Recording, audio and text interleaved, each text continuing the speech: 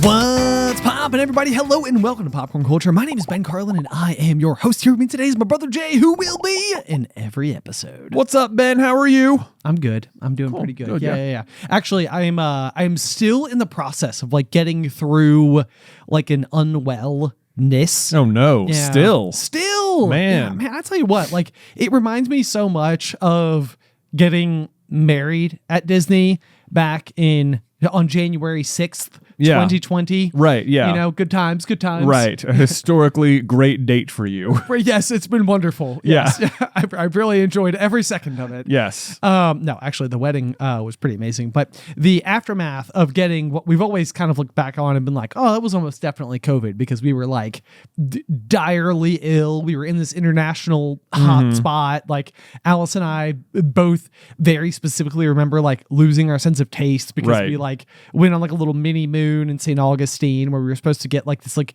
beef Wellington dish from this like super fancy restaurant, and we like couldn't taste it. Couldn't taste it. Yeah, no one could diagnose it. It wasn't the flu. Right. It was the worst ever. The worst ever. And I mean, I remember getting home and going back to the gym with our trainer and just being like, man, like I am just like tired, you know, like I just don't feel like I'm like back to myself. Like I don't have like the gusto right. I did. And he's like, and I remember him like, you know, kind of being like, yeah, you know, like you got married, you had a wedding, your brain's been working overtime for months. Like, you know, and then you guys got sick and you were traveling and it's Disney. And it was like, everything was like easy enough to explain. Right. As like, yeah, that makes sense. Makes sense. Fair enough. But yeah, this particular ailment, I feel like I have come home from it and it has just been like lingering, like, you know, it's like I've got this like aftermath effect where it's just like every night I'm like, you know, it's like 8:45 p.m. and I'm like, I'm ready to call it. That's you know? about like, it, man. I am so tired. Then I've like started, there's almost been like a guilty pleasure sometimes in going to sleep early. Yeah, Have you experienced that? I think that I might slowly be starting to like find it. Yeah. Because for the longest time, I would have said that like going to bed early for me was accompanied by massive FOMO. Right. Like, and fear of missing out on what? I have no idea. I know what you mean. Probably Being like, awake. you know, being awake, talking to your friends on AIM, probably, you know? Yeah. Think like, of all the Diablo 2 you could be playing. you could be playing games, you could be watching stuff, you could be like learning more things that make you more capable as a conversationalist out in the real world. It's like, and especially like if you like wake up and then, you know, you basically wake up, have breakfast, get ready for work, go to work all day, come home, parent until 8, and then it's 8:45 and you're like about to go to bed. Yeah. It's like I've had 45 minutes today that were not dedicated to some other facet of my life that isn't just like my own self. Yeah. And so it's like you need the time like to be awake, you know? So it's like, and for whatever reason, I feel like time before work, even if I got up at like 5 I feel like would not qualify as like time for me time. Right, because it would, I mean, not that you couldn't, but it would seem like weird to get up at like 5 in the morning and then just like be like, all right, it is time to go play some Diablo 2 or something. Right, like if I was waking up like, you know, like hours before I needed to go play video games for 2 hours seems so much worse than just staying up 2 hours later than I should. Well, because like the hours after you've woken up are often like kind of dreary, like you're still waking up. You're not like fully mentally like going yet. Whereas at the end of the day, like that's not typically a problem. It's not like moments before you fall asleep is not the same as moments after you've woken up. No, it's just not. But like this was the thing, you know, growing up, like I feel like you actually did take pretty well advantage of. Like you would get up at 6, you go downstairs and you'd start like watching cartoons and stuff. And like by the time I got up at like 7:15 or 7:30, you've already had like an hour and a half of like leisure time. Yeah. I do remember, I mean, once upon a time, ironically, it's still fueled by like that FOMO though. Oh, okay. You know? Yeah. Like, because I don't know if you remember this, I'm sure you do, but like, you know, when Pokemon was coming out, you know, when we were kids, like for Gen 1, and it was, you know, at first it was the games, and there was like the cards and the TV show and stuff, but it seemed to me, and feel free to corroborate this, that what time the Pokemon TV show came on was whatever time we needed to leave the house at. 100%. Right? Yes, because it was like, you would hear like the Pokemon like song fire up and it would be like, oh my gosh, I would give any portion of like my soul, right, to be able to watch the next half hour, right, to do it. And like you'd always have been like, you'd have known it was coming on. It would say it over and over. And in the meantime, you're having to watch all these other terrible cartoons you don't care about because you don't have streaming. You can't just choose to put it on. No. You know, you just have to wait. And then the moment it's about to come on, it's time to get in the car. We have to go do something. You're right. You're like, this is why couldn't it just come on earlier? Then I would have been satisfied. Right. But no. You know, it's funny because like I went down like a click hole the other day that was like somebody on subreddit, or on Reddit rather, asking like, what did people do before GPS? And it's probably the kind of thing that I could see an older generation above us being like, you guys have it so easy. Like even like us going out on tour, like mapping our ability to like get to, Cleveland, Ohio, zero concerns. Zero concerns. I lose zero sleep over how we will get there. Same. Same. I know the hardest part of it is just the 7 hours in the car that it mandates to get from point A to point B. Right. But like at some point in time, the amount of effort and energy you would need to put into like poring over the maps and learning, like which routes were the best routes to get from those two locations would be like a massive part of what you were supposed to do. Yeah. And so like, I'm going to do this whole thing and listening to the, older people write in basically just being like, this is what we used to do. And like, sometimes I still like to, map my vacation by hand just so I know when I get there, and it gives me like a sense of like peace.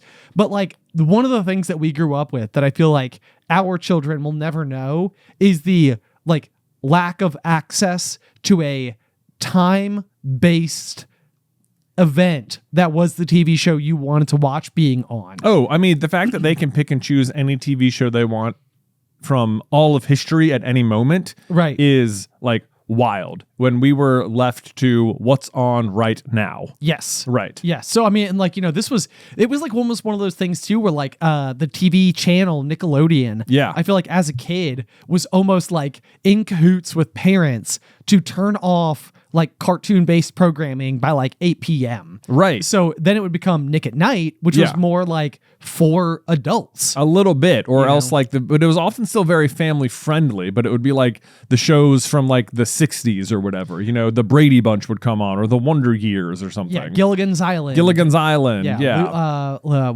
is it? What was Lucy Ball from? Oh, I Love Lucy. I Love Lucy, yes. Yeah, yes. What was the Genie show? Oh yeah, Genie in a Bottle? I Dream of Genie. I Dream of Genie. Yes. Bewitched. Yep. So like all of these shows would come on, and like I think that there was like an age line that's drawn in the sand. At least this is how I felt, like where it was almost like it's still TV, which is still better than like nothing, but I don't really understand a lot of like the plots or the jokes or any of that type of stuff that was going on. Like a lot of it just like went over my head. Sure.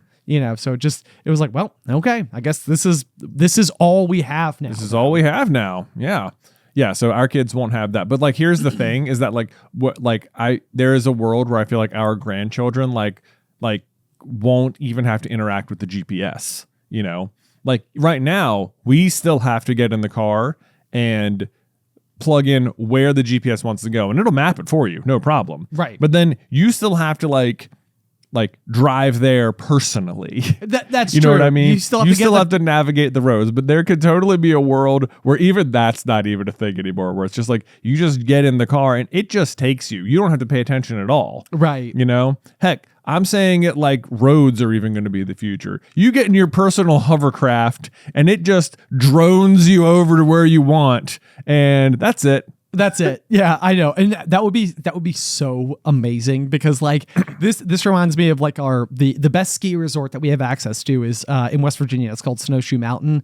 And like as the crow flies from Roanoke, it's like 60 miles away. Yeah. It takes 3.5 hours to get there. Yeah, because you got to drive forever one way and then cut back and then wind up the mountain and blah. Right. And then if it's snowing and you've got somebody in front of you going like 8 miles an hour, it's just like, well, this is it. That's it. But also it would occur to me that like places like that where they still don't have like good cell service might be like the very, very, very last places to ever get You're right. point A to point B. Right.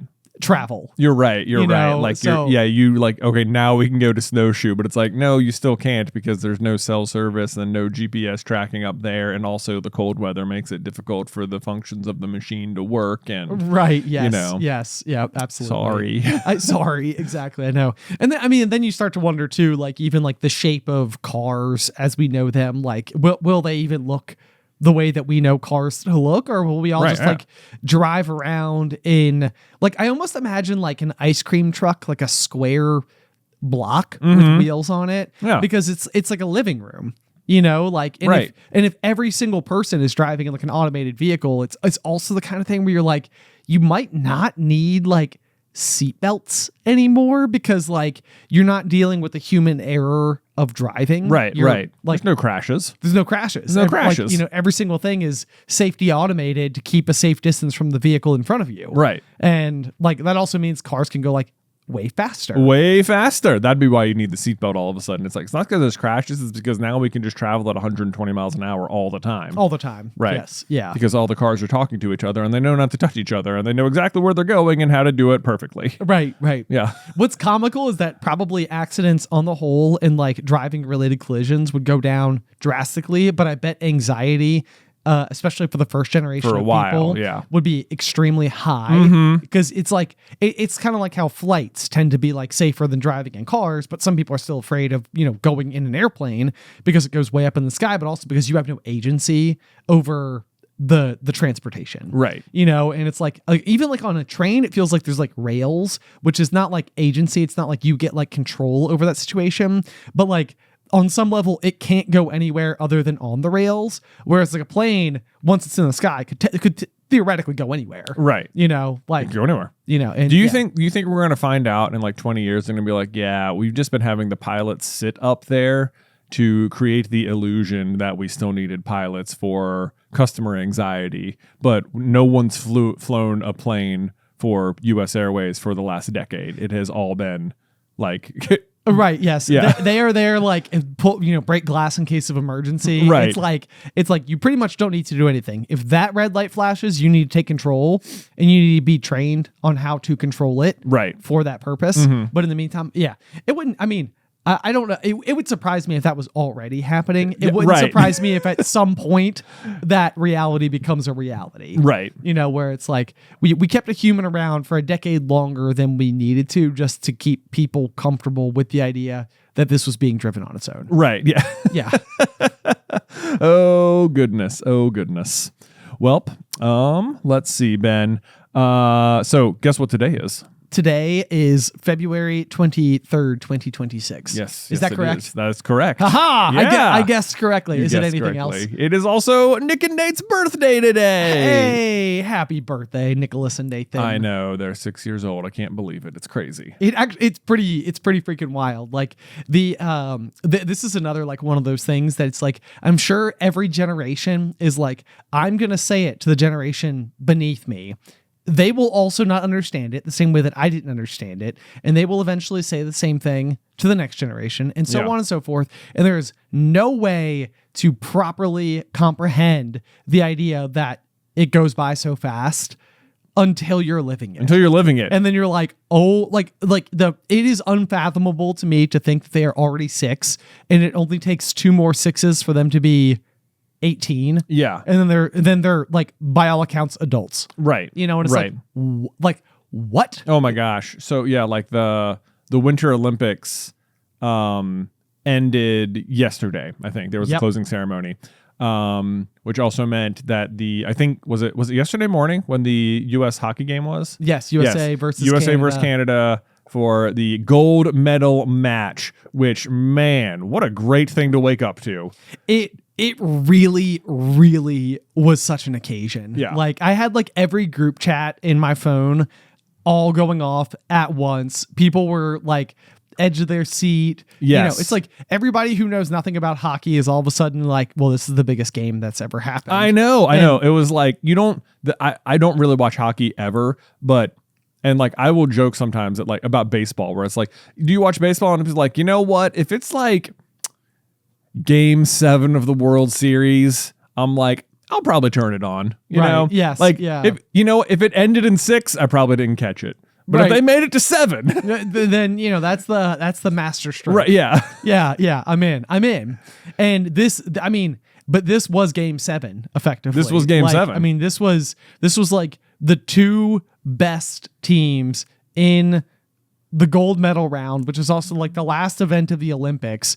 And the USA won a record-setting number of gold medals on the last shot of the last event of the Winter Games. Right. Because it became sudden death. So literally the very last action is a shot that goes in. Right. Which means it's the last thing. Right. And it's like, it all came down to that. And it was such a fun game to watch. It was a crazy game. You had the United States went up in the first period, and then Canada tied it in the second period, and then the whole third period, you're just waiting. It's just like, who's going to score next? But then no one scored. Yeah. Even though there was at one point, there were like in hockey, there's penalty boxes where people can like have to sit out for a couple minutes. Yes. And during that time, they're playing man down. And at one point, Canada was 2 men down. Canada was 2 men down. No, wait. Yeah, the U.S. was 2 men down. U.S. right? was 2 men down. Yeah, the U.S. was 2 men down. And so you're like, oh my gosh, this is it. We're down 5. It's 5 against 3 right now. Like, there's no way they don't score on this power play. But they held it together. And then suddenly one of the Canadian players was down. And I was like, oh my God, now it's 4 on 5. But now it's favoring the U.S. And you're like, oh, could this be it? Could we score? But then inside of that penalty, the U.S. got... Yeah, another penalty. Got another one for and it was just, it kept going back and forth, and you were like, oh my gosh, this is going crazy. And then it came down to sudden death, overtime. Right. Yeah. It was very edge of the seat. You're right. Every single one of my group chats was just like popping off. I felt like it was this weird thing that can only happen in sports, where you feel so connected to every single other person doing it. Absolutely. And like you feel so connected to all the people like you're actually literally talking to, and to the people in the room, but then also just like the country, which is the beauty of the Olympics so often. And it felt really cool. I felt like you were watching history when you were watching the US win this right now. Yes. Because, well, I mean, like, they haven't won the gold medal since like the 1980 Miracle game. Right. So it's been right. What, 46 years? 46 years. So there's that. But like, that game is called the Miracle Game because for like, there's 2 main reasons it sticks out. One is because like the United States was playing with like amateur hockey college players. Right. They weren't using NHL players. Yeah, they weren't using NHL players. So they had this team they scrapped together in like 6 months, and they were not considered like, even just making it out of the opening group round would have been a victory. Right. But let alone medal contenders.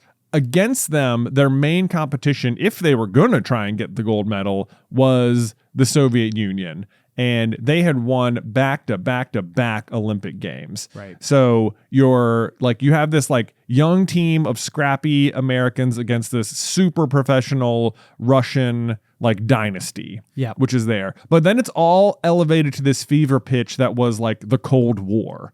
And it felt like whoever won that game it was a big deal for the country in those specific terms. Yes. And the US winning that really was a huge victory for the American people. And I honestly felt very similar about this hockey game. Not because we were at a Cold War with Canada. Right. No. At all. Absolutely not. Yes. Not at all. But because it feels like America is in a real place of division within itself. Yes. At the moment. I think that's put lightly. Yes. And I think you know what I'm talking about. It's just everything's very charged at the moment. And every day it feels like you're waking up to worse and worse news. But yesterday I got to wake up and feel extremely American and connected to the other people of the country. And it felt like what it was a victory for it was a victory for the American people being united. And the fact that it was against Canada, who is just known as the big hockey giant. Right. Yeah, I mean, part of me, that's the only part of the narrative is that when you watch the movie Miracle, they can kind of caricature the Russians a little bit. Like their coach has kind of got these like severe eyebrows, right? And they seem intense and like they don't smile. And like I think they even say that in the movie. It's like, do these guys ever smile? I think they do say that. You know, and obviously then like you think of like Canada and they're like our most friendly neighbor, right? And they did put them in red jerseys with black maple leaves on them, and I was like, someone somewhere was writing a script, right? Yeah, because I was like, the jerseys feel like very Durmstrang, like, right? Yeah, for Canada, who otherwise, you know, seem to be just pure delight people. So. Yeah. So the fact that it was Canada, there was nothing like it. It felt like the USA needed to win that so that everyone in America could have something they agreed on for a minute. Yeah, and just like remind people what that felt like, and it felt like just awesome, you know. So that was what I was like experiencing when I watched the shot go in, and I was just like, oh my gosh, I can't believe it just happened, you know. Yes. It was like, and you know, the whole family sitting there watching it, and it so cool.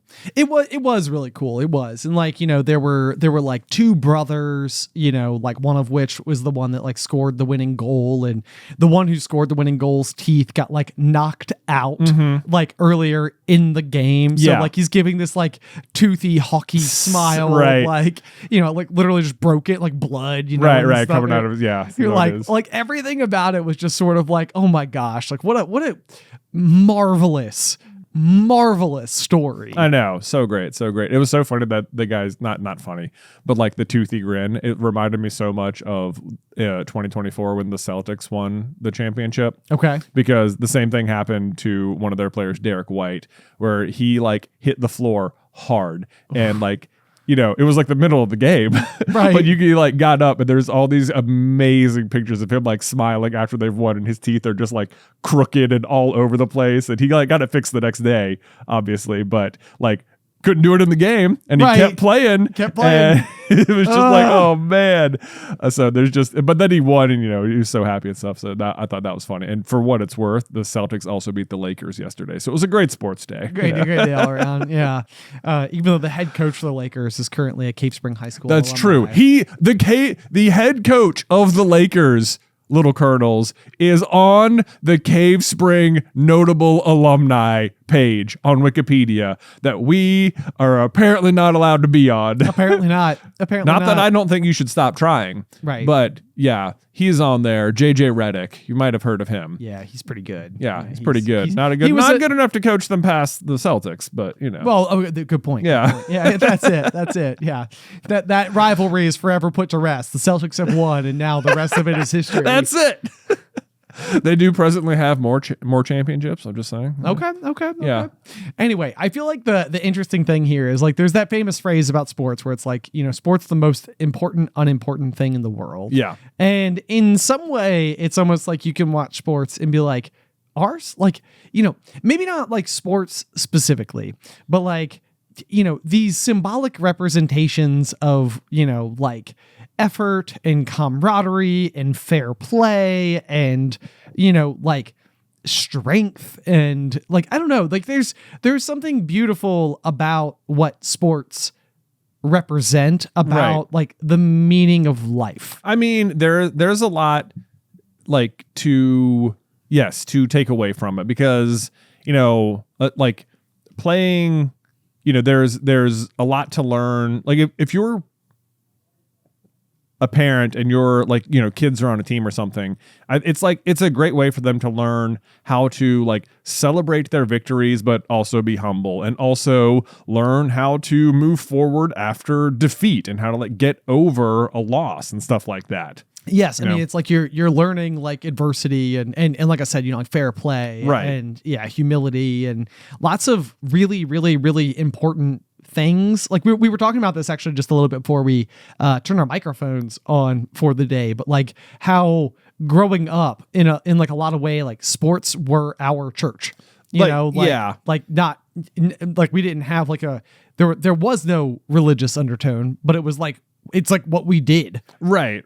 Like, you know, not for like the purpose of like worshiping God, but like when I think about it, sometimes I don't think it is that different from going to church, you know, like I think you can get a lot of the same things out of sports as you do from going to church, in terms of like you are, participating with your community. You are learning, good values. Right. You are, probably attending potlucks, Right. There's David versus Goliath stories. There's learning to be like humble and to, help out your teammates, and just like there's a lot of that out there, to be had in the world of sport.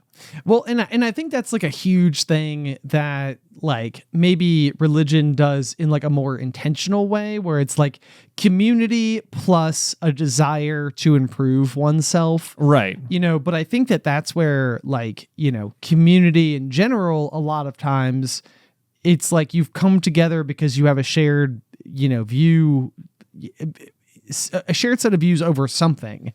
But a lot of times that does push people towards like community. I think community is just a generally good thing for the world. Well, it's been so interesting now that like my kids have started doing a little bit of sports and stuff. Like we'll have like this past weekend, we got like, we had a game at 9 and we had a game at 11, Right. And we're hopping around town, and it's like it, even the fact that it's like it happens weekly on the weekend feels like, ritualistic in the same way that like a church might be. Sure. And it's like you get there and you're surrounded by people in your community.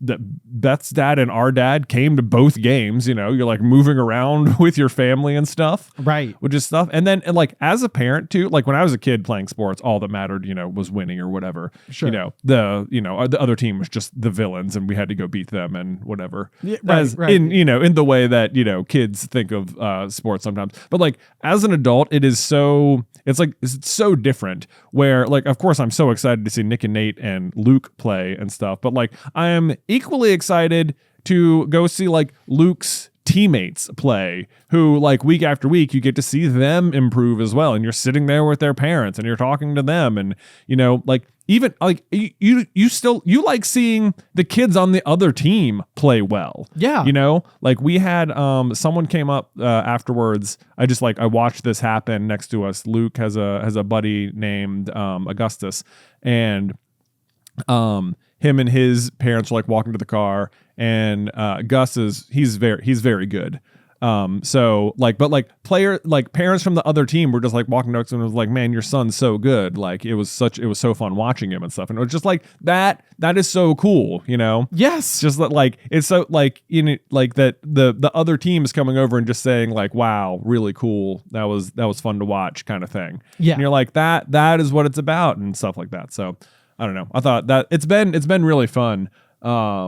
Watching everyone get into the sports. And in fact, so we had those games and then everyone kind of went home to like go chill, but because it's their birthday, I was like, Luke, do you want to go out and get like Nick and Nate pick out some birthday gifts for him, so he could go through the process of picking stuff out for his brothers or whatnot. Sure. Yeah. So we went and did that, and that was fun. But whilst we were at the store, had to pick up the boys' big birthday gift from mom and dad. Uh-huh. And what we got them was a basketball hoop for the backyard. No way. Yes, I know. So I'm pretty excited to get that set up at some point in the future. It was like the weather here on Saturday was glorious. I was like, this is the best weather. It is perfect outside. And since then it has been cold and windy. Yeah. So I was like, man, come on. Temperature, get back up there. So I haven't set it up yet or anything, but I'm very excited to get it set up, and I think they're gonna have a blast out there just shooting and stuff. So will the boys grow up in a world where they like somehow like are being like interviewed for like local TV news because they're like on the varsity squad for Cave Spring High School or whatever, and they'll be like, so like how did your ball handling skills get so good? It's like, well, growing up we had a grass court. We had a grass court in the backyard, exactly. And so it's like you got real used to the ball taking some strange bounces. So then when you're out there on like a regulation, I mean, good goodness. Yeah. I'm imagining your boys I having know. like a small southern like where did the boys pick up this deep southern accent? Well, I don't know. I mean, it just feels like it has to be like part of their lore. Part of their lore, absolutely, you know. Yeah. Right. Yeah. If they're practicing on that grass court, you know. I mean, maybe that's part of it too. Yeah. Yeah, because it just doesn't seem like like a neutral voice kid is gonna be like, yeah, I grew up with a grass basketball court in my backyard. It sounds better. Right. We had a grass basketball court. Right, know? exactly, right. And we were like, there. wow. Yeah. That's kind of making him a little Owen Wilson. Yeah. I know. But when you think like the first Dude Perfect video, that was just backyard trick shots, you know? That's true. Right That's there. True. Yeah. So, but I mean, for real, is the short-term game plan just set it up in the grass? The short-term game plan is set it up in the grass, yes. Okay. And then what happens if the ball goes over the fence? They have to chase it down the hill? They got to go get it, yeah. Yeah. They're going to have to go get it. I mean, that is also part of it. I think you learned some really good downhill running. I think you do. I think my plan is not going to be to put back it up to the fence where, I'm just going to put it almost in the middle of the yard. So there's a forgiveness zone for missing. Wait, hold on now. Forgiveness zone. I'm confused. Yeah, right. You know, it feels like you miss it. You're running. You're running. Yeah. You don't drop my ball. Right. Yeah, exactly. I mean, I feel like the cul-de-sac we grew up on was at the top of this huge hill, which largely meant that every sport we played, there was the perfect storm drain for all of our Frisbees to go down. Yeah. Which they did. The same storm drain could accept hockey pucks. Yep. Or balls. Yeah. Of which we played a little bit of, growing up. The basketball, fortunately, wouldn't fit in there. Neither would the soccer ball. Didn't need to. Could go right over it, roll down on top of the hill instead. Exactly right. Yes. And I mean, and there was probably a quarter-mile hill to the right of our house where if you overshot the basketball and it went down that way. Oh, it went down that way. I mean, you might chase it into next week. I mean, yeah, that one, that was pretty rare for it to go that way, but not unheard of. Not unheard of. Yeah. In fact, when I think about it now, if it was me now, I'd be like, man, I don't even know if it's worth setting up a basketball hoop. You're gonna miss down the hill all the time. Right. But obviously that wasn't a problem. It really wasn't a problem most of the time. Well, I mean, most of the time, I guess we were good enough, Yeah. We were as long as you hit the basket, you're good, right? Well, the consequences for missing were quite great. Exactly. That's the thing. Maybe that's the real motivator. Is really try and aim though, okay? Yeah. Don't just huck it up there, I mean, because then if it went to the left too, then it went down into the runoff the field. storm drain. Yeah. And that was just craggy rocks. That was were, no good. They were equal parts heavy and rickety. Yeah. So as you try to venture over onto them, it's they would tilt back and forth and cause you to fall into a pile of skinned knees. Yeah, exactly. Into a pile of skinned knees. Just literally where all the other skinned knees went. Exactly. They were there. They're probably still there. Yeah. But anyway, I feel like you gotta have, you gotta have a hoop, or how are you gonna get better?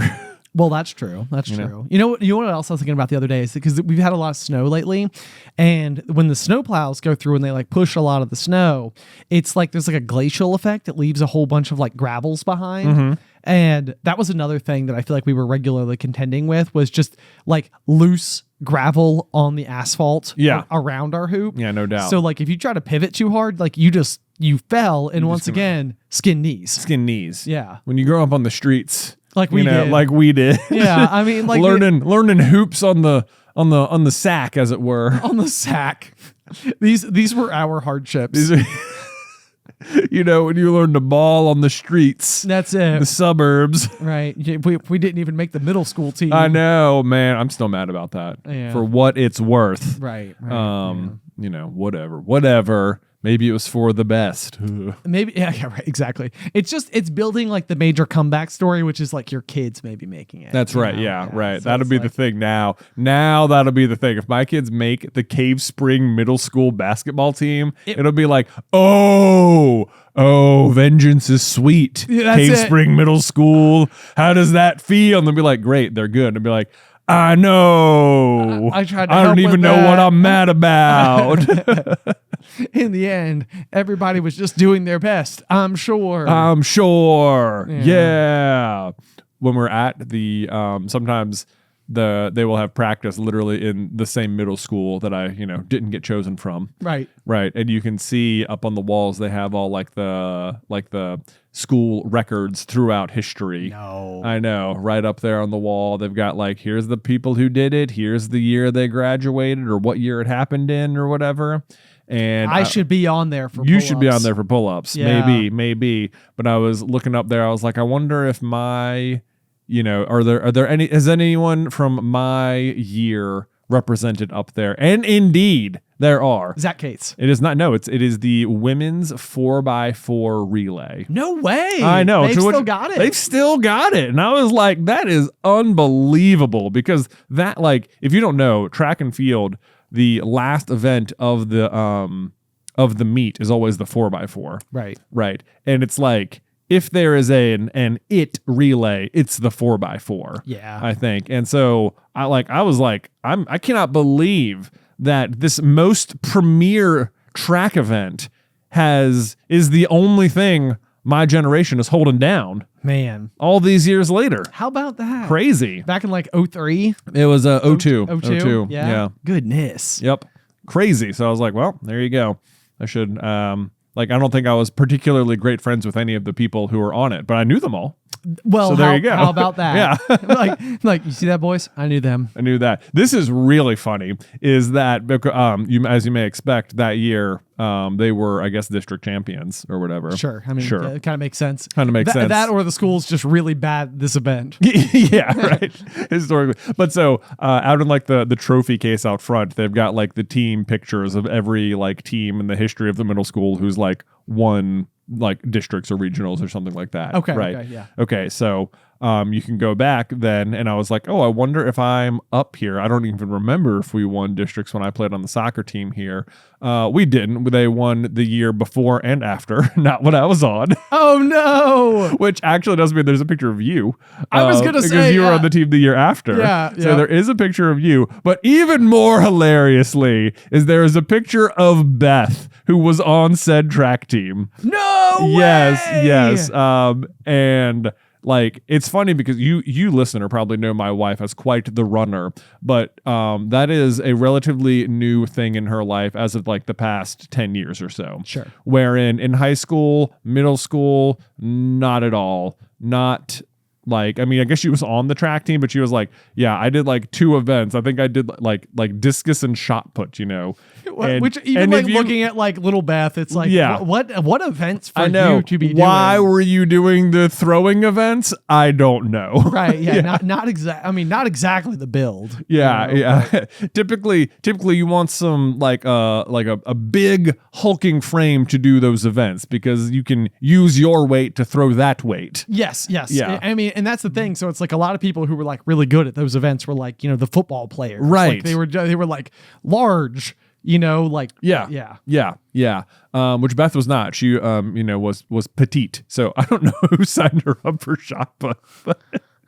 Anyway, hilariously, she is pictured up there because the girls won districts that year. So That's so funny. Good for her. I know. I was like looking at it with Luke one day, and I was like, oh my gosh, I wonder if mommy's up here. And I was like, oh my gosh, there she is. That's so cool. That's so cool. So that's kind of fun. That is fun. Still up there. Still got it. Still got it. Indeed. Oh, speaking of competitions though, Ben. We have some new beef, as it were. Oh, beef. We got beef. I mean, you and I have beef. With George. With George. Yeah, not with each other. No, yeah. No, we're good. We're good. Yeah. No, we have newfound beef with none other than George Weasley himself, Oliver Phelps. I know, yeah. And he doesn't even know. He doesn't. That's the thing. He won't even acknowledge it. I'm personally offended by it. Come on, I mean, Oliver? Deeply so. No, so in case you guys missed it, we recently did this really fun Jay versus Ben over for Super Carlin Brothers, where we reached out to a bunch of the members of the Harry Potter film cast and hired them on Cameo to read us a question. Yeah. So we had like Fred and George Weasley and Seamus Finnegan and Angelina Johnson and Bem. Bem, Victor Crumb. Yeah, Tom the barkeep. Yeah, of course. Naturally, can't miss him. Yeah. Yeah. So it was just like a really fun event, and it was also like a way for us to launch our own Cameo profile, which we are now available on Cameo. So go and be sure to check us out. Yep. But not because you want us to send you a message, because you want us to beat Oliver Phelps. That's right. So apparently there's like a scoreboard system that exists in the world of Cameo, and there's like a top 100, and number like 99 or 98 was Oliver Phelps, aka George Weasley. Right. He's got like some 220 odd points or something. Yeah. You know, we've got like 22 points or something. So he's beating us by like, you know, like a mere 200.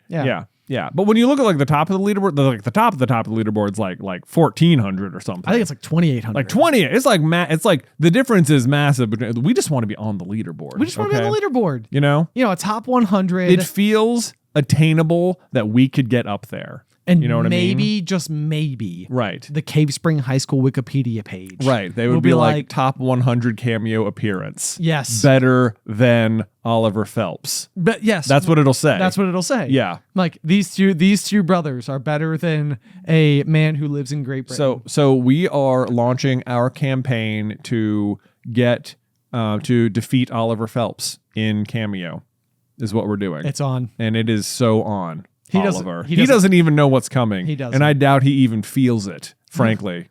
But I'm gonna tell you what, George, the earless Wonder Weasley, okay, we're coming for you. Yeah. Okay. Yeah. That's exactly. It. Exactly. We're gonna be saying hi to people. We're gonna be doing happy birthdays. We're gonna be pep talking and anniversarying, and it is gonna be on. The gauntlet has been dropped. Yeah. Yeah. So look out. Anyway, that's our beef. I like it. Yeah. Transition. Jay, I have a development. You have a development? And it feels like a life development, really. Okay. So we've been talking a lot about pins lately. Like it's one of my favorite things to talk about. I know. Don't I know it? And it's like it's been really kind of odd because like I feel like I've been right there for like all the pinscapades. Yeah. I'm like in it. I'm like watching it happen. I'm watching the wheeling and dealing and everything. But but as is so often the case, I have like an identity crisis problem. Right. Where it's like I'm trying to pick which pin collection I might go for. Right. And like, I feel like you guys just like found Pluto in this like completely organic way. And then like, I think I was kind of like, well, I'll like let like Addison dictate my terms here because like, she really likes like Nightmare Before Christmas. So like, that's been like a good one to like collect. But, she's also so young that I feel like she's like migrating in and out between things. Her interests sort of like ebb and flow, which completely makes sense because she's at that age where she's just discovering new things all the time. But so I've like struggled so tremendously with picking a character that I feel like would be like unique and feel like appropriate to me and like, I don't know, be like a character that like I already love from the saga. And it's just, I don't know, maybe even the fact that like one of yours is like part of like the Sensational Six from Disney where you've got like Mickey and Minnie and Goofy and Pluto and Donald and Daisy. And it's like, there's them, and they feel like very creme de la creme. Right. Like they're not going anywhere. Not even at all. No. There's going to be tons of pins for them, a great selection. So that's another one too, where it's like, like one of our favorite Disney movies ever is like The Emperor's New Groove. But like picking like Cusco is difficult because like he doesn't have like an obvious like color spectrum or something attached to him. Like it's going to be hard to like do Emperor's New Groove stuff always. Right. You're going to get a lot of llamas. You get like Cusco, as the emperor, not like a super lovable character. Yeah, true. Typically. Right. You're probably going to end up with a lot of Kronk stuff, frankly. Maybe some Kronk stuff. There's almost zero Pacha for sure. Right. Yeah. Yes. Maybe like one where he's like smelling something or he's not smelling. I think he's like, these hills sing. These hills sing. Yeah. So anyway, like you go through like that rigmarole. And then you're just like, well, where am I? Where do I land? inside of all of this. And so I feel like I've just never been able to like really choose a character that I feel like fit. And for whatever reason, over the weekend, I feel like all the gears like clicked in, and I was like, okay, I know who I'm picking. Yeah. And I have no pins. You made your this feels like draft day, you know? Yeah. Like you're up at the counter and like we, Ben, Carlin, have settled on our first round draft pick of the 2026 pin character selection draft. Right. And it is Sully from Monsters Inc. From Monsters Inc. Yeah. You know, the thing that finally clicked it in is I was just sort of like I was thinking about Addison, who reminds me of Boo a little bit because she like can like do like little like pigtails and everything, and she's just small and adorable. And I was like, oh my gosh, like even like the Pixar theory is like all about like Boo looking for Sully like through space and time, right?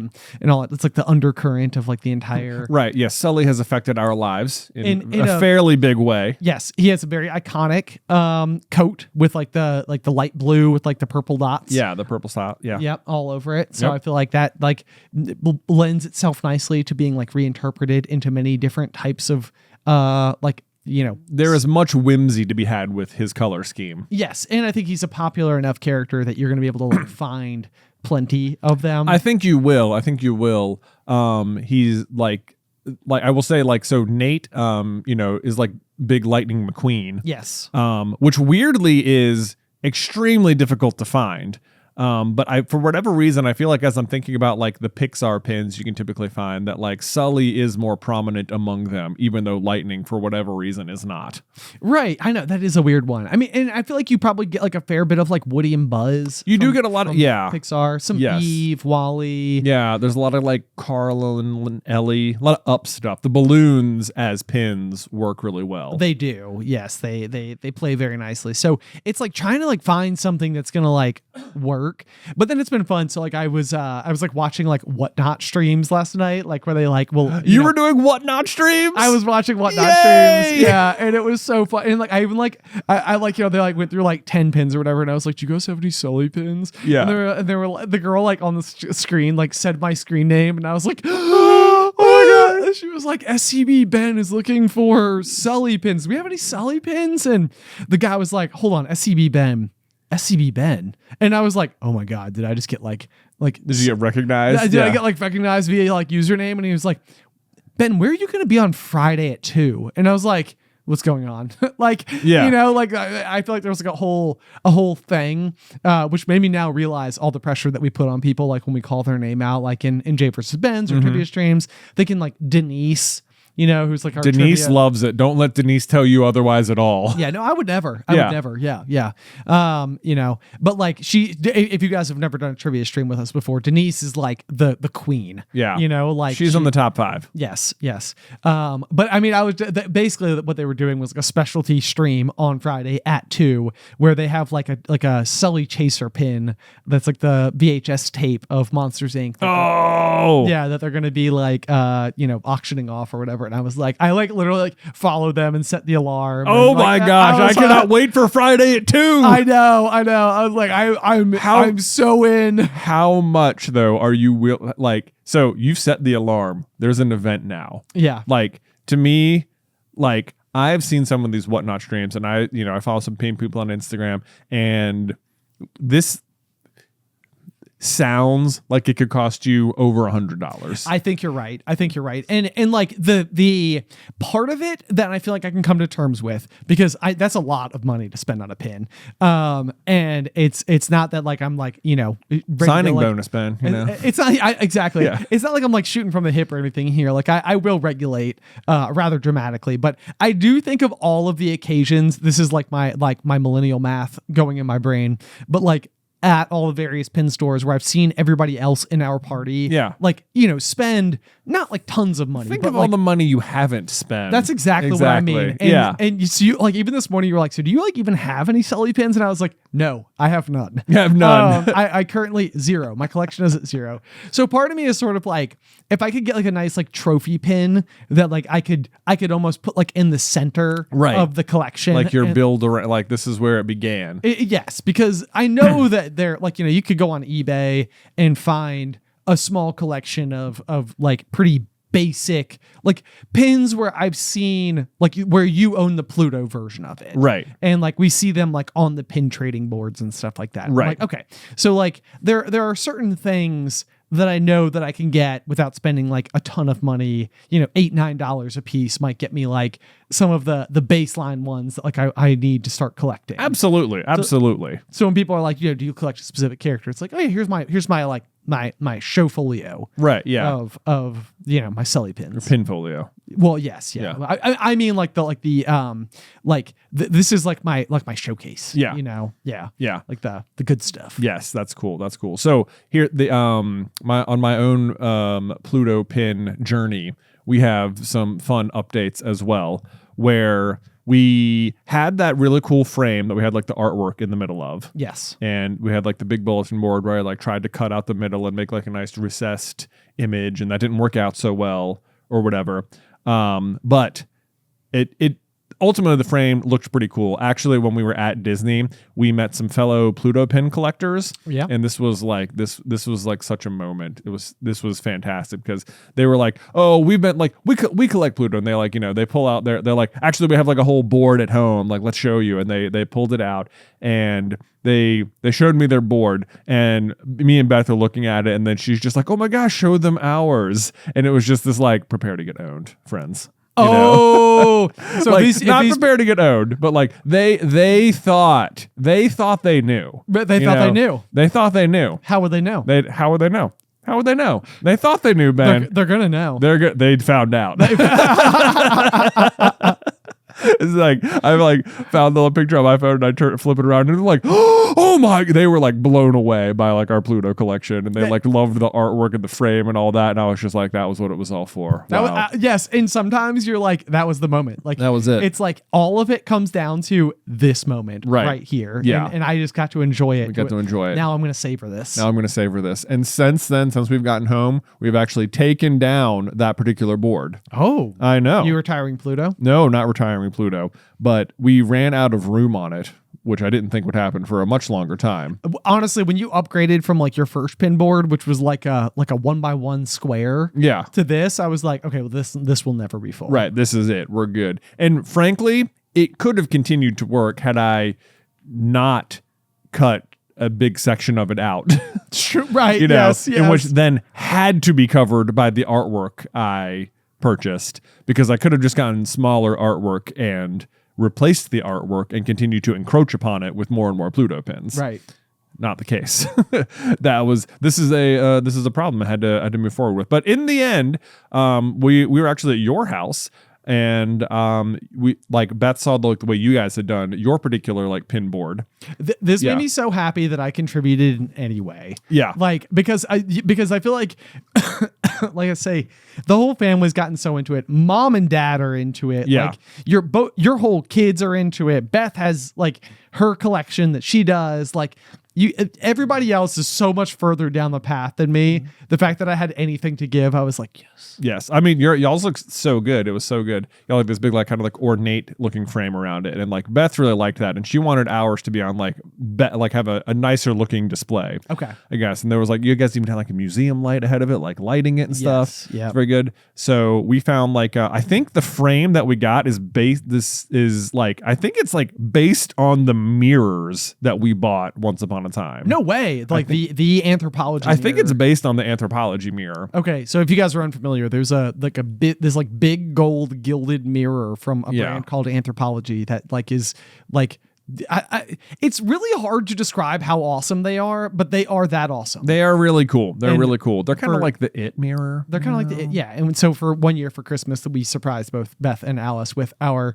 extremely well-versed knowledge in the space of It mirrors. And got the Anthropology mirror. So they each got one for Christmas 1 year. Yeah. But so we got basically a pin board that looks like a much smaller version of that, but had more available real estate than my existing pin board. Okay. So we mounted that over the past weekend, and we transferred all of the Pluto pins over there, and I thought it looked really good. But then this was sort of the final piece arrived over the weekend. The pièce de résistance. So if you'll remember, I had that sort of like sketch drawing of or painting of Pluto in the center. Yeah. Well, I basically got that exact same print, but it's on a fracture. Do you know what that is? Oh yeah, like a mirror. No, it's like or glass. Like glass. Okay, yes. okay, It's like, yes. So it's printed on glass, and I basically it's like much smaller than it was, but I sort of so the new board is vertically oriented, or what is it like portrait land, Okay, yes, yeah. Yep. And then the painting is like landscape, and it's like of course it's not a painting, like the glass is like a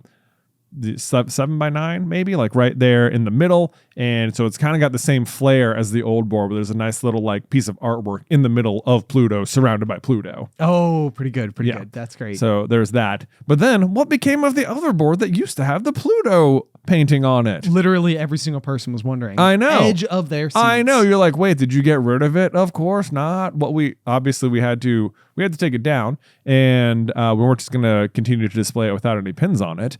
But what we ordered instead was a Stitch poster of the exact dimensions of the painting that used to be on it. Nice. Yeah. So we had to go out, and we have mounted the poster now to the board, and we have merged Nick and Luke and Nate's Stitch collections onto that board. Incredible. So now that hangs where the Pluto used to hang. We have a big Stitch board, a big Pluto board, and yeah, everyone's just, pintastic. Just and fantastic. Ben's in the game now. I'm in the game. He's already signed up for an auction. Yes. I'm so proud of him. Thanks. Yeah. I know, I'm really excited about it. I mean, it's like, I feel like I've just needed to know how to play. Yeah. And it's like, I hate that it took me like literal years to decide, but then it was kind of like, okay, I got it. All right. And I like texted the family chat, and I like typed the whole thing out, and I was like, this is stupid. They don't want to know. And I was like, no, they want to know. Oh yeah. I was so excited. Were you? Because it was like, it wasn't like the family was like a mid conversation. It wasn't like we like, approached the edge of like a Disney topic, and Ben was like, oh, by the way, speaking of Disney, haha, this was just like unprompted good news. Yeah, right. Yeah. It's just sort of like, hey guys, I know nobody's talking, but like, but here I am. Here I am. I'm going to collect Sully pins. That's cool, right? Yup. It's cool. Everyone seemed very happy for you. I was really quite pleased. Like it really did feel. It was like only in this family would the reaction be what it was. Yeah, I know. But even that made me so like, I was like, this is so cool that this is like something that like our parents and Tyler and Beth and Alice and everyone's so supportive of. It's like, exactly. Oh, this is great. Yes, it was very fun. So I'm curious to see how your collection grows, and I'm very excited now for the next time we go to Disney, because now you're really going to be like on the lookout. It's going to be different. Yeah. Plus, especially because like I feel like when you're like just entering, like everything is new. There's a lot of low hanging fruit. There's a lot of low hanging fruit. So yeah. I feel like I'm going to get like my next couple trips will just be sort of like yes. Yeah. There you go. I will take that with me. I'll take that with me. Thank you for that. That is great. That is awesome. Okay. Actually, though, speaking of low hanging fruit, Ben. Okay. This would be a weird transition or whatever. Yeah. So because we went to Disney, Luke really wanted to watch the movie Tron, right? Oh yeah. Okay. Yeah. Right. Yes. Like Tron. Tron Legacy. Tron Legacy. The one, the like one that came out like a decade ago or something. Right. Yes, the one that came out like a decade ago that that the ride is based on. Okay. When you go to Disney, he didn't ride Tron, but I think he really loves the aesthetic of it. There's a lot to love. It's extremely cool looking. I feel like this was like his way of like trying to approach it, like prepare himself mentally for the day when maybe he would do the ride, I mean, it is the kind of thing that like it feels like he could spend a year psyching himself up for. Exactly. And who knows if he will or not or whatever. But so we watched Tron Legacy, which if you haven't watched is, it's fun. It's a great movie. It's a good time. I love that movie. Yeah, like it's great. It's definitely just like a rainy day movie. It is a rainy day movie. I think it is the best. When they're on the light cycles and like doing the whole like battle in the arena, like that's just the best. It's just such cool like effects and stuff like that. Yeah. But here recently they have come out with, maybe you saw it on Disney Plus, Tron Ares. Yeah. And I would tell you that like when I heard they were making another Tron movie, I went from like overjoyed. Yeah. Like so excited. Like, yes, like more of that, please. Yeah. Especially because we have this like now like relationship with the Tron ride from like having been like invited by like Disney to go and do like the opening for it and everything. But then, and this, I would say that this is generally like a rare thing for me, but like that there's, well, you're going to contest this because there's a different person as well. Yep. But there is an actor who I am not a fan of, and it is Jared Leto. Jared Leto. And it's so weird because like when I was growing up, I really liked the band 30 Seconds to Mars. Right. And I remember watching Fight Club before we went to the district meet for cross country, I think in like 10th grade, maybe. Like I think you were a senior that year. Okay. Like the whole team came over, we watched Fight Club together. Jared Leto is in that. And like to me then it was sort of like, whoa, like the lead singer of 30 Seconds to Mars is like in Fight Club, like just as like one of like the random characters. One of the guys in Fight Club. And it's like, that's cool. Like, it's so neat that he like wanted to be acting enough to go and do this. But then I went to When We Were Young music festival and I was very excited because 30 Seconds to Mars was going to be there. And Jared Leto came out and like, I do not like self-indulgence. I am not a fan. Not a fan. Like, you know, I think that like a lot of times, like one of the things I've really come to like terms with is I think I'm in year one SCB made a video about acceptance speeches at the Academy Awards where people are like, this is just so humbling. And I'm like, you just won the epitome of your sport. What do you mean it's humbling? It's the opposite of humbling. But then I get it because it's sort of like, you're like, I don't feel like I deserve to hold the trophy that those who came before me held. Right. Like, it's like, this is unbelievable. Like I don't feel like I deserve it. Right. And so like I get what they mean by like the humbling now. And it's like when I saw Jared Leto out there, I was like, this guy cares a lot about who he is. And thinks very highly of it. And I was just like, I was put off in a way that I can't describe. Can't get over it. And it's like, and so it's like, I know that he's had some incredible performances and I know that like what he did in like Dallas Buyers Club was like amazing. It was like a great job acting, but I also feel like he's been in like a lot of things that have not gone so well. And I'm sort of like, you know, guys, maybe there's a common thread here. Maybe that's it. Maybe that's it. When I saw that he was like the headlining actor for Tron Ares, I was like, oh no. Oh no. Oh no. Oh no. Like, don't take this thing that I want to be excited about it, maybe not excited about it. So anyway, this is my hot take. The other one that Jared Leto's on Cameo, he better look out. Look out. I mean, stand clear. Goodness gracious. No, so I don't know. It's just it's like the, you know, he was like throwing like beach balls and stuff like that out into the audience and like not really singing and people just didn't seem excited about it. But like you could see like his like whole social media team like up there on stage with like gimbal iPhones and getting like what was supposed to look like everybody having like a raucous good time. And I'm like, I'm standing here. People are rolling their eyes at this right now. So I don't know what they're going to make it look like on social media, but I'm here in real time. And I can tell you right now that people are not overjoyed by these beach balls. Ben was not a fan of the production value of 30 Seconds to Mars no. Yeah. I mean, I just wasn't. And I was, and what frustrates me is to go from liking something to being like, you've ruined it and you're the heart of it and you're the thing that ruined it. Right. Like, right. And now you're afraid he did it to Tron. I don't know if he did it to Tron. And it's like, I've not liked so many of the things that he's been in. And I now have this like idea of who I think he is. I feel so bad saying this too, because I don't like to like rag on a fellow human being, especially someone who I don't know. Yeah, although especially I would never say anything if I knew them. but like, it's just, I don't know. I feel bad. I feel like I need to stop talking. It's like, this is not the right thing to do. I don't like bringing people down, but how was it? Except Oliver Phelps. Well, that's different. Because also I feel like it's very clear that I have all the respect for Oliver Phelps and how he's carried himself in the years following his iconic role as George Weasley. Exactly. So, and good for you. But like, you know, from like a cameo perspective, it's on. Right. You know, we're also, it's on.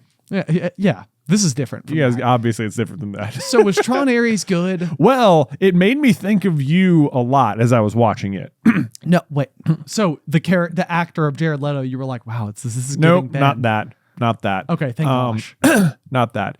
But in so much as like we were recently talking about Pluribus a lot. And I think are not like a ton of parallels, and not like some hive mind or something like that. Okay. Happening, but like we got to the opening scene, and I know what you always love a good like false utopia or something, or like a different imagining of something like that. Yeah, I like the different ways in which utopias have been constructed, because I feel like they're always, from like an outsider who's not at all adjusted to it, the idea of a utopia, it can oftentimes be like off-putting, and you're sort of like, no, I don't think that's it. And then you think about it more and you're like, I see how they got there. And it's like, okay. Right. The Matrix is designed to create just enough struggle so that there's enjoyment in how to struggle. Right. And like how to overcome the odds. Because if you make it too easy for everybody, then nobody ever like achieves. Right. And so like what Agent Smith is all about is sort of creating this like bizarre utopia. Right. Exactly. So anyway, but we were just watching Pluribus, and a big part of that is like, you know, you've got your main character, Carol, and she is the one trying to reverse the hive mind that has become the Pluribus or whatever. Sure. And one of the things that you learn about the hive mind is that like they won't hurt anything, down to like even picking an apple to feed themselves. Like they cannot bring themselves to do any harm, even in that. And Carol's like, pick an apple or whatever. Right. And that is like all a big just allegory for like the Garden of Eden and like the original sin, and, you know, Eve picking the apple or whatever. Yes. You know.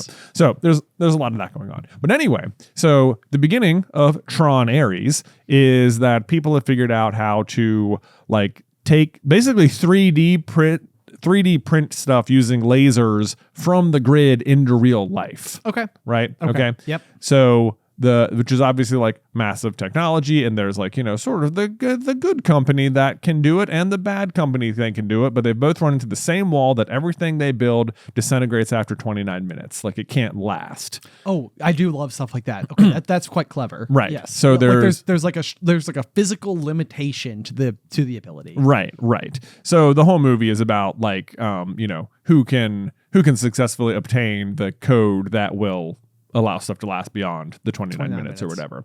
Right. So anyway, you've got bad guy company, they're, you know, working on it or whatever, and you've got good guy company, which is basically just like, if it is continuous from the other Tron movies, so it's like, you know, Flynn's company and Encom and whatever. But the first thing they try to print that you see them print in the movie is an orange tree, which is really cool because it's like in the middle of like, you know, Antarctica or something, wherever secret lab they've got going. Okay. Where they're doing things the old fashioned way, you know, out of a shipping container they dropped here, and they're doing it in the cold, not in their corporate offices. That are like black and sleek. Yes, black and sleek and red. Yeah. We've seen that before. It's like, yeah. Why don't people just realize that makes them look like the bad guys? Exactly. Like You know what I'm saying? Blue and white. Blue and white. It's like that's gonna look like the good guys. Exactly. Yeah. But anyway, wouldn't you know it? The main character girl, guess what her name is, Ben? Addison. Eve. No, it isn't. And guess what she does? Pick the apple. She picks the orange. Oh. I know, right? Yeah. But good thing, you know, but that, anyway. So I was like, oh, let's see what they did right away. You know, there we go. Not lost on me. Then you got Jared Leto, who's in there, and I don't know if you know what he kind of looks like in the movie. He's got like the beard and long hair and stuff. Yeah.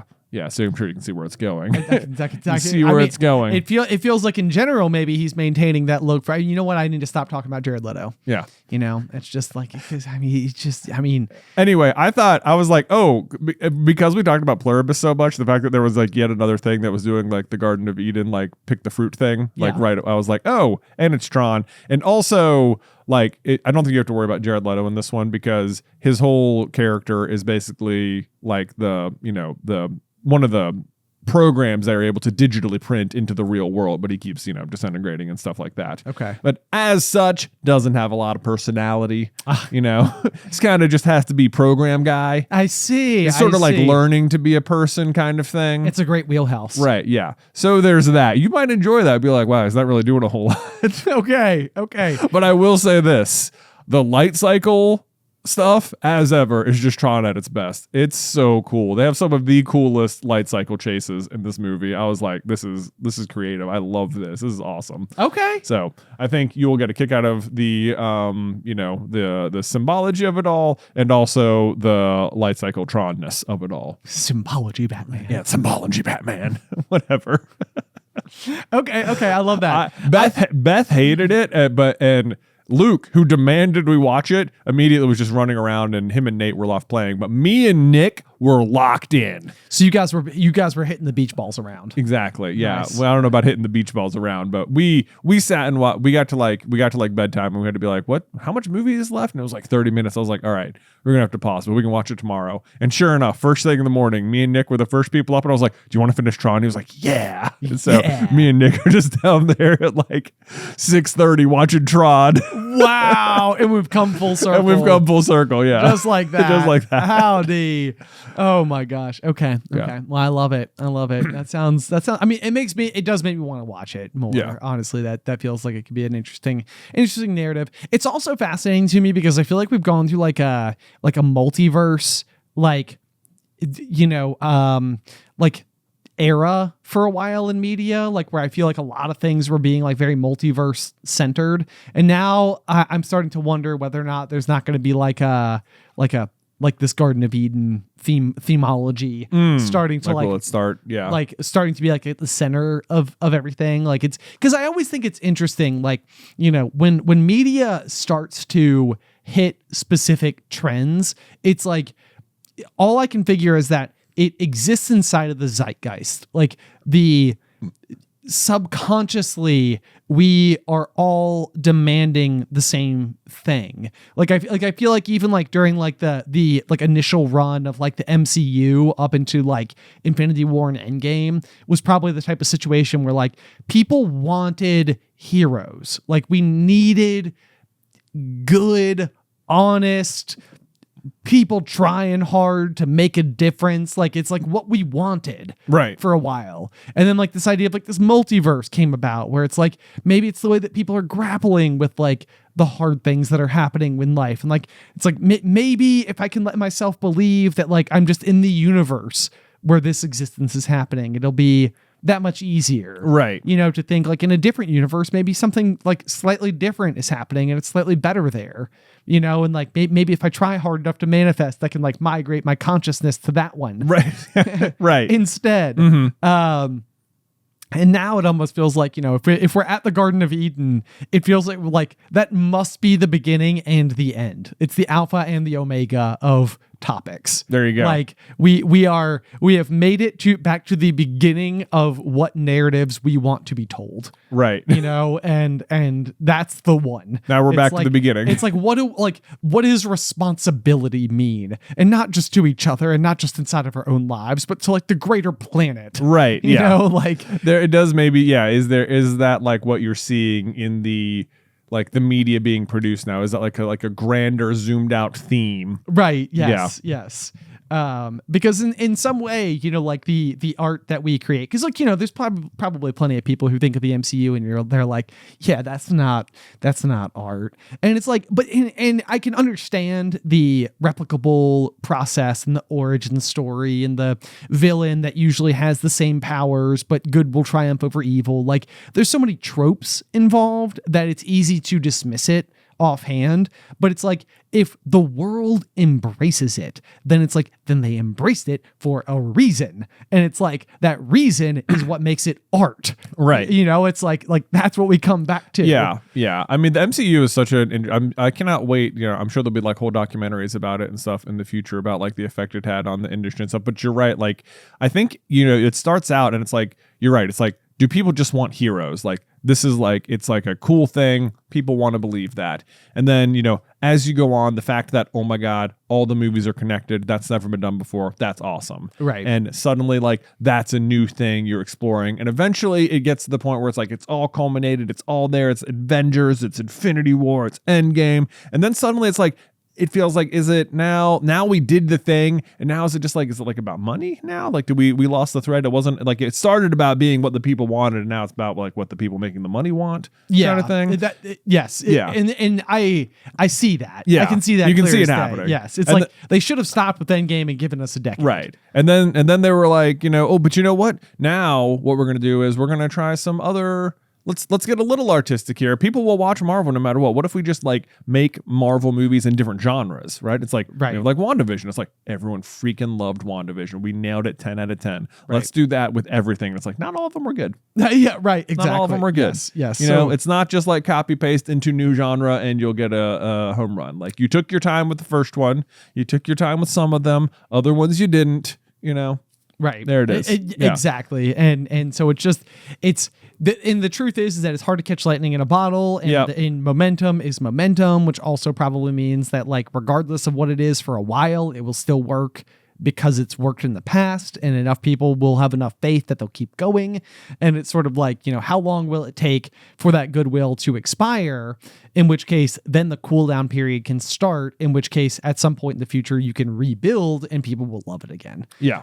And it's like, there has to be some kind of life cycle in terms of what the viewing audience, because the other thing too is I think it's a reflection of world events. It's a reflection of the widespread sentiment, the zeitgeist. Like, what is the vibe check for all of the viewing audience at any given point in time? Because if you can give them exactly what they're looking for, then they will go and watch it. Right. And at some point in time, when it stops feeling like what we're looking for anymore, then we stop watching. Right. And it feels like that's been happening. Oh, I mean, you can look, I mean, you're spot on, and you can look no further. Speaking of superheroes, not in the MCU, but in the newly relaunched DC, universe or whatever with Superman. Right. Where it's like, oh, what is Superman like really about, other than, Lex Luthor fighting Superman? Like, yes, it is about that, but it's also about big business white guy being anti-alien, which is a stand-in for immigrants. Like, that's what's happening. Right. That's what the movie's about, whether you like it or not. Right. Yeah. It's like the subtext is visible. The subtext is so visible. Right. They're almost subtitles. Right. Yeah. So, there it is. Right. Yeah. So it's just, I mean, it's interesting the way that it all happens, but you also, you have to think about the individual creatives who sit in chairs somewhere in LA or Hollywood or whatever, and they're out there putting pen to page, and they're taking inspiration from something. And it's like, what greater something is going to appeal to the masses than what is impacting the masses? Right. And so it's like attempting to understand what people are looking for and then putting it into the messaging that we can ultimately put on screen, and the way that it's pitched, and the way that the executives are going to be like, oh, that's hot right now. People love to hate X, so let's give them a reason to hate X. Right. We can make that. We can do it. That's going to be a slam dunk. It'll work. Yep. Yeah, it's very interesting, but you almost have to like zoom out in order to like look at what the themes are, what is popular, and then realize that is the answer to a question. Right. And that question is, what is bothering humanity? Right. And what are they eating to fill their appetite? Oh, did we just understand art some? Maybe a little bit. Yeah. Thanks, Jared Leto. No, do not thank Jared Leto for this. No. Thanks, Jared Leto. Oh man, I will say, regarding the Tron movies, have you watched the first one, like the one in the 80s? I have not watched the 80s. I've heard it's like a weird one. It's weird. I mean, I guess it pushed a lot of special effects or whatever, but I will say that it is unique as a franchise where it has 3 movies now. I wouldn't even call them a trilogy. There's just 3 movies, and they all take place in the same world and the same continuity. Okay. And despite all coming out like 20 years apart from each other, they feel cohesive and connected. Wow. Okay. I'm like watching it and I'm like, yep. Okay, this is cool. I love these throwbacks. These all make sense. You're still doing the recognizers, and like the progression feels normal. They don't pretend the other movies didn't happen. Right. Right. Like those characters aren't there, but there's like references to those characters. You can see them in the screens. They're like, they're in the opening credits and stuff. Right. Okay. Yeah. Yeah. Okay. So, okay. Anyway. Yay, Tron movies. Yeah, how about that? Yeah. How about that? I'm going to have to go home and watch it. Yes, All right, so. guys. Thank you so much, as always, for tuning into this week's episode. Also, thank you for your feedback. I feel like I got more emails last week than usual in response to our conversation about traumatizing people or traumatizing our kids by taking them on Disney rides. Oh, yeah. A lot of people have had similar experiences, and I would say that the overwhelming majority of people that wrote in seem to be reassuring us that it will be okay. It will be okay. And They'll still ride them later. They will still ride them later, and that in a lot of cases it builds bravery, and if nothing else, it's a great story that they will enjoy telling for the rest of time. Okay. So I think that we're going to be okay. So thank you to everybody who wrote in. I read all your emails. I super appreciate it. If you guys have any feedback for this week's episode or any other past episode of The Pop, you can send that into popcornculturepod@gmail.com, or if you'd like to support the show, you can do so at patreon.com/popcornculture. But otherwise, until next time, Pop, pop.